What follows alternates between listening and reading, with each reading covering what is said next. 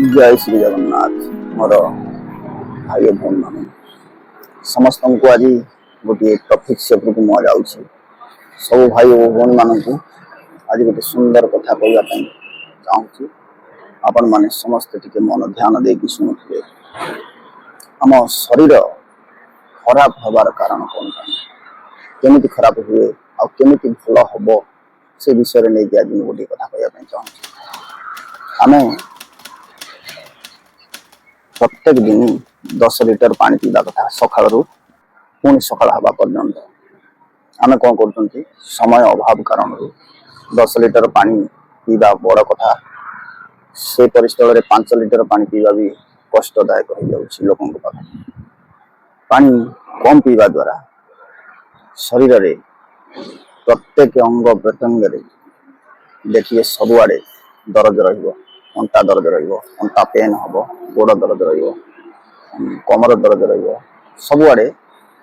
Pen हबार लक्षण जापर सदा बेले सफिशिएंट पानी पिंतु गोटे कथा मुझे गोटे कथा कहूँ पानी केमी पीवे पानी सपोज आम प्लास्टिक बोतल पानी पीऊ प्लास्टिक बोतल टी जो ऊपर को टेकिक पानी पीछे गोटे जगार बसी पड़ते आराम से बसी पड़ी पानी पीते ठियारे ठियारे के पानी पीबे नहीं बसी पड़ी पानी पीबे बसी पड़ी पानी पीबे आ बोतल में जो टेकिक पानी पीउछंती पूरा सरू करके पाटी ढाड़िए देखिए अधिका पानी पी पारे अधिका मोटारे पानी पकेले आपन को अनिश्वास लगे बेसी समय पानी पी पारे सरू सरू पानी ढालतु पाटी बेसी पानी पीबे 10 लिटर पानी पींतु कमर दरज अंटा दरज हाथ गंठी गंठी दरज पेन गुड़ा जमा रहा देहरे आउ गोटे कथा जदि आपण माने पेन होची आपण शरीर आपण माने तुरंत पानी पीवा अधिक आरंभ कर दियंतु देखिए धीरे धीरे धीरे धीरे आपण पेन हवा बंद हो आउ पानी खाली पानी नुहे पानी पीबार जी लक्षण अच्छी शाग कौन सी शाग आप खाते शरीर पर बहुत भल किंतु पानी सफिशिएंट पींतु देखिए मनुष्य जो अंग प्रत्यंग जो दरदटा रोचे से दरदटा कमी धीरे धीरे पुणी आपण मैंने पुणी मत कहे कि भाई जो कथा कहूल पानी पीवा द्वारा एत शरीर उपकार हुए ता निश्चित जापर आपण मैंने थे ट्रायल कर देखु मत कहे पानी पीले शरीर कौन लाभ हुए कौन क्षति हुए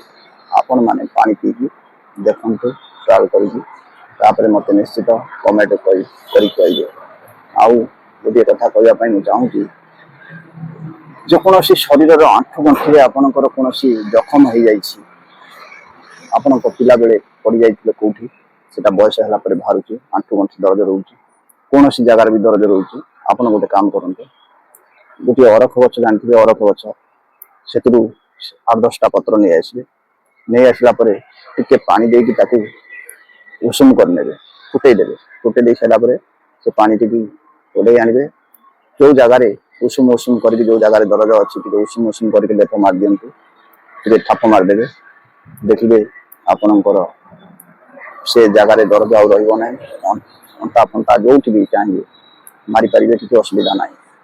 अरख पत्र गोटे औषधीय एमती गछ गोटे आपण मैंने निश्चित थे ट्रायल करूँ मत कहे भाई जो कथाटी कहला पूरा औषध रामबाण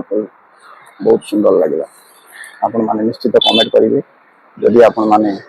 भल लगे मो चैनल को फॉलो करनी और सब्सक्राइब लाइक कमेंट करने जय श्री जगन्नाथ आपण पाखु विदाय नौ पुणी नेक्स्ट एपिसोड रे आपण सहित देखा जय श्री जगन्नाथ।